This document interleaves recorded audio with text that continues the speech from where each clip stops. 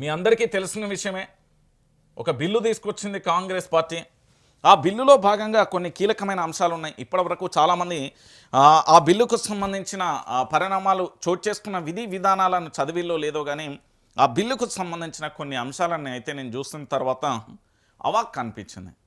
అరే, ఇలాంటి పరిస్థితులు ఉంటాయా, ఈ విధంగా కూడా జరుగుతుందా అనేది కనబడింది. ఒకసారి చూసే ప్రయత్నం చేద్దాం.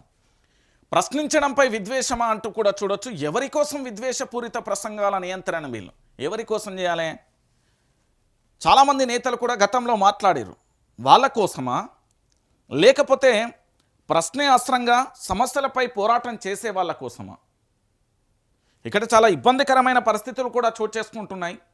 దీన్ని ప్రతి ఒక్కరు కూడా ఆలోచించాల్సిన విషయమే. నియంత్రించడం కోసమా, నియంతృత్వం కోసమా? ప్రశ్నలు కురిపించిన వారిపై పగ సాధించేందుక, ప్రశ్నిస్తున్న గొంతుకలను మరింత భయపెట్టేందుక? Hate speech, hate crime prevention bill అంత అవసరమా?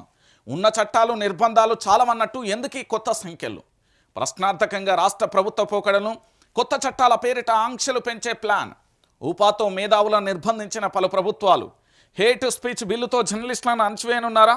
సర్కారు తీరుపై వెల్లువెత్తుతున్న విమర్శలు అంటూ కూడా చూస్తున్న పరిస్థితి కనబడుతుంది. ఒకసారి చూద్దాం అసలు ఏంటిది, ఇది దీని కథ ఏంది, దీని పంచాయతీ ఏంది అనేది చాలా క్లారిటీగా కూడా చూడవచ్చు. ప్రజాస్వామ్యంలో ప్రశ్నించడమే నేరమా, విమర్శిస్తే సంఖ్యలు వేయడమే పాలకుల ధర్మమా? ప్రభుత్వం విద్వేషం ముసుగులో విమర్శల గొంతుకలను నొక్కేందుకు సిద్ధమవుతుందా అంటే అవుననే సమాధానం వస్తుంది. ఆ అనుమానం కూడా మొదలవుతుంది. తెలంగాణ కేబినెట్ ఆమోదించిన విద్వేషపూరిత ప్రసంగాల నియంత్రణ బిల్లు ఇప్పుడు రాష్ట్ర వ్యాప్తంగా పెను దుమారం రేపుతున్న పరిస్థితి అయితే కనబడుతుంది. ఇక్కడ సోషల్ మీడియాలో వస్తున్న వ్యతిరేకతను చూసి భయపడే రేవంత్ సర్కార్ ఈ అణచివేత అస్త్రాన్ని ప్రయోగిస్తుందా అని రాజకీయ విశ్లేషకులు కూడా భావిస్తున్నారు. ఇప్పటికే ఉన్న చట్టాలు చాలవన్నట్టుగా రాజ్యాంగం కల్పించిన వాక్ స్వాతంత్రానికి తూట్లు పొడిచేలా ఉన్న ఈ కొత్త బిల్లుపై సర్వత్రా కూడా విమర్శలు వెల్లువెత్తుతున్న పరిస్థితి అయితే కనబడుతుంది. సో విద్వేషపూరిత ప్రసంగాల నియంత్రణ బిల్లు దేనికి? ప్రభుత్వంపై సోషల్ మీడియాలో వస్తున్న పోస్టులను చూసి పాలకులు భయపడుతున్నట్లుగా కనిపిస్తోంది. అందుకే కొత్త చట్టం తెచ్చి జైల్లో శిక్షలు విధిస్తామని బెదిరించడం ద్వారా ప్రజల గొంతుకలు నొక్కాలని చూస్తున్నారు. సామాన్యులు తమ కష్టాలను లేదా ప్రభుత్వ లోపాలను పోస్టు చేయడానికి కూడా భయపడేలా చేయడమే ఈ కుట్రలోని ముఖ్య భాగమని విశ్లేషకులు చెప్తున్నారు. డిజిటల్ మాధ్యమాలను నియంత్రించేందుకు కేంద్రం వద్ద ఐటీ చట్టం ఉన్నప్పటికీ రాష్ట్ర ప్రభుత్వం ప్రత్యేకంగా ఇలాంటి బిల్లు తేవడం వెనుక భావప్రకటన స్వేచ్ఛను అణిచివేయాలని ఆంతర్యం కనిపిస్తుంది అంటూ కూడా రాజకీయ విశ్లేషకులు చెప్తున్న పరిస్థితి కనబడుతుంది. ఇక్కడ ఒకసారి చూడండి, తెలంగాణ సమాజం కూడా ఆలోచించాలి. వాక్ స్వాతంత్రానికి సంఖ్యలు వేసినట్లు కాదా? భారత రాజ్యాంగంలోని ఆర్టికల్ 19 ప్రతి పౌరుడికి మాట్లాడే స్వేచ్ఛను, భావప్రకటన చేసే హక్కులను కల్పించింది. దేశ సార్వభౌమత్వానికి ముప్పు వాటిల్లితే తప్ప పౌరుల నోరు నొక్కే అధికారం ఏ ప్రభుత్వానికి లేదు. ప్రభుత్వం తెస్తున్న ఈ కొత్త బిల్లు రాజ్యాంగం ఇచ్చిన ప్రాథమిక హక్కులను కాలరాసలే ఉందని హక్కుల సంఘాలు ఆందోళన వ్యక్తం చేస్తున్నాయి. ఈ బిల్లులో విద్వేషానికి సంబంధించిన స్పష్టమైన నిర్వచనాలు లేకపోవడం వల్ల పోలీసులకు విపరీతమైన అధికారాలు దక్కుతాయి. ఇది రాజ్యాంగం కల్పించిన స్వేచ్ఛకు సంఖ్యలు వేయడమే అంటూ కూడా చెప్తున్న పరిస్థితి అయితే కనబడుతుంది. సో ఇక్కడ మనందరం కూడా ఆలోచించాల్సిన విషయం ఏంటంటే, భావ ప్రకటన స్వేచ్ఛకు సంబంధించి విద్వేషపూరిత ప్రసంగాలకు సంబంధించిన నియంత్రణ బిల్లు. అయితే ఈ బిల్లుకు సంబంధించి 1వ పేజీ, 2వ పేజీ, 3వ పేజీ ఇట్లా పేజీలను చూసుకుంటూ వెళ్తూ ఉంటే ఈ విద్వేషపూరితమైన నియంత్రణ బిల్లు అనేది కులాలు కానీ మతాల మధ్య కానీ మాట్లాడకూడదు. దేశ సార్వభౌమత్వానికి సంబంధించి మాట్లాడకూడదు. దాంతోపాటు ఒకరిని రెచ్చగొట్టేందుకు మాట్లాడకూడదు. ఈ విధంగా చాలా రకాలుగా ఉన్నాయి. కానీ ఒక స్పష్టమైన క్లారిటీతో కూడిన నిర్వచనాలు ఇక్కడ కూడా కనిపించలే నాకు. ఎందుకంటే ఇది తెలవాలి. ఈ యొక్క బిల్లు పేరుతో నిజంగా తెలంగాణలో సోషల్ మీడియా వ్యాప్తంగా అంటే డిజిటల్ మీడియా వేదికగా ఉన్న ప్రతి ఒక్కరిని కూడా అణచివేసే కుట్రలు కుతంత్రాలు ఏమైనా దాగి ఉన్నాయా? లేకపోతే వీళ్ళందరినీ ఇబ్బంది పెట్టే ప్రయత్నం ఏమన్నా జరుగుతున్నదా? ప్రభుత్వం మీద వస్తున్న వ్యతిరేకతను ప్రజల్లోకి తీసుకెళ్లేందుకు డిజిటల్ మీడియా కానీ సోషల్ మీడియా ప్లాట్ఫామ్ మీదుగా పోస్టులు చేస్తారు. అంటే ఏదైతే సంఘటన వారి కళ్ళ ముందు జరిగిందో ఆ సంఘటన వీడియో తీయడమో లేదా ఆ సంఘటనకు సంబంధించి ఫోటో తీయడమో ఆ వాస్తవాన్ని రాసే ప్రయత్నం చేస్తాను. అలాంటి పరిస్థితులు హుక్కుపాదాలు కానీ అలాంటిది ఏమన్నా మోపే ప్రయత్నం ఇక్కడ జరగబోతుందా అనేది ఒక రకమైన క్వశ్చన్ మార్క్గా మారబోతుంది. ఈ విద్వేషపూరిత బిల్లుకు సంబంధించి విద్వేషపూరిత ప్రసంగాల నియంత్రణ బిల్లు ఓకే, కానీ దీంట్లో ఖచ్చితంగా కూడా కొన్ని అంశాలు ఉంటాయి కదా.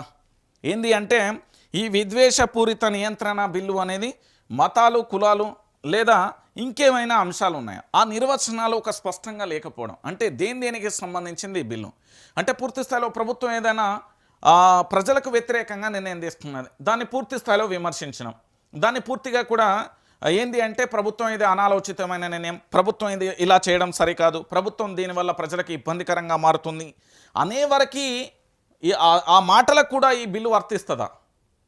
లేదు, కేవలం ఇతర మతాలను, ఇతర కులాలను రెచ్చగొట్టడం కానీ లేదా వాళ్ళ మధ్య సఖ్యతను దెబ్బతీసే ప్రయత్నం చేస్తే మాత్రం అది ఎవరు చేసిన చట్టం దృష్టిలో నేరమే. కానీ దీని యొక్క నియమ నిబంధనలు ఏంది, దాంట్లో ఏమేమి నిర్వచనాలు ఏంటి అనేది ఒక స్పష్టత లేదు ఆ బిల్లు చదివిన తర్వాత.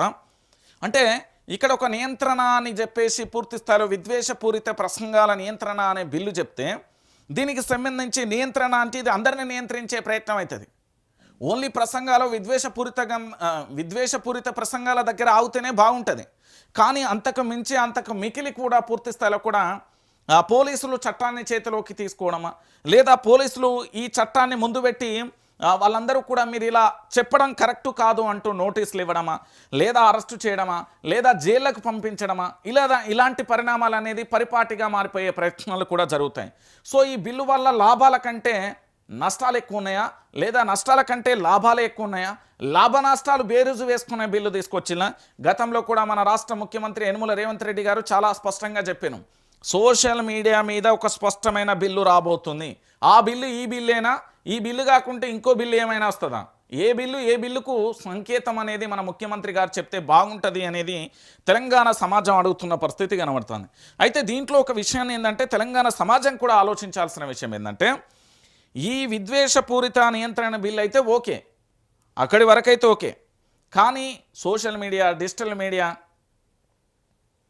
డిజిటల్ మీడియా మాధ్యమాలకు సంబంధించి వాటి మీద హుక్కుపాదాన్ని మోపే ప్రయత్నం ఏమైనా జరుగుతున్నదా అనేది ఇది ఒక ప్రశ్నార్థకంగానైతే మారిపోయింది. దీనికి సంబంధించి మరి ప్రభుత్వం ఏమైనా వివరణ ఇచ్చి ప్రభుత్వం దీనికి సంబంధించి క్లారిటీగా కూడా పబ్లిక్ డొమైన్లో పెట్టి దీనికి సంబంధించి అనుమానాలను నివృత్తి చేసి వాస్తవాలను ప్రజలకు తెలియజేస్తే బాగుంటుంది అనేది తెలంగాణ సమాజం మొత్తం కూడా అడుగుతున్న పరిస్థితి అయితే కనబడుతుంది. ఈ విద్వేషపూరిత బిల్లు ఎక్కడి వరకు దారి తీస్తుంది, ఏమవుతుంది? ఎందుకంటే భారత రాజ్యాంగంలో ఆర్టికల్ 19 ప్రకారం ప్రతి పౌరుడు మాట్లాడే స్వేచ్ఛను, భావ ప్రకటన స్వేచ్ఛ హక్కు కలిగి ఉన్నది. ఆర్టికల్ 19 చెప్పింది.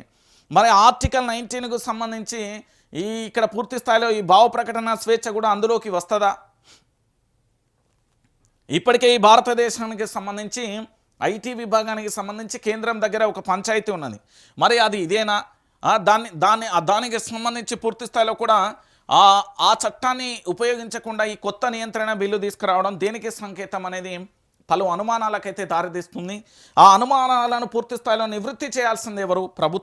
ప్రభుత్వమే అన్న విషయాన్ని కూడా అందరూ గుర్తుపెట్టుకోవాలి. ఎందుకంటే ఈ బిల్లుకు సంబంధించి ఇప్పటికైనా, ఎందుకంటే ప్రభుత్వానికి సంబంధించి వాస్తవాలు అవాస్తవాలు కూడా తెలియజేయాల్సిన ఆ పరిస్థితి అయితే ఉంటుంది. సో దీంట్లో భాగంగా జరుగుతున్న పరిణామాలలో ఈ నియంత్రణ బిల్లుకు సంబంధించి కొన్ని అంశాలు కూడా మన దగ్గరకు వచ్చినాయి. ఎందుకంటే దీని గురించి ఒక స్పష్టంగా కూడా క్లారిటీగా కూడా ప్రజలందరికీ చెప్పాలి. కాబట్టి ఇది సోషల్ మీడియాలకు అంటే ఆర్టికల్ 19 ప్రకారం భావ ప్రకటన స్వేచ్ఛకు ఏమన్నా ఇబ్బందికరం లేదా విఘాతం కలిగించే ప్రయత్నం ఏమన్నా మనకు జరుగుతుందా అనేది కూడా ప్రశ్ననైతే అందులో దాగి ఉన్నది. మరి అది ఏంది ఏం కథ అనేది ప్రభుత్వం చెప్తేనే బాగుంటుంది అనేది ఒకసారి చూడాల్సిన పరిస్థితి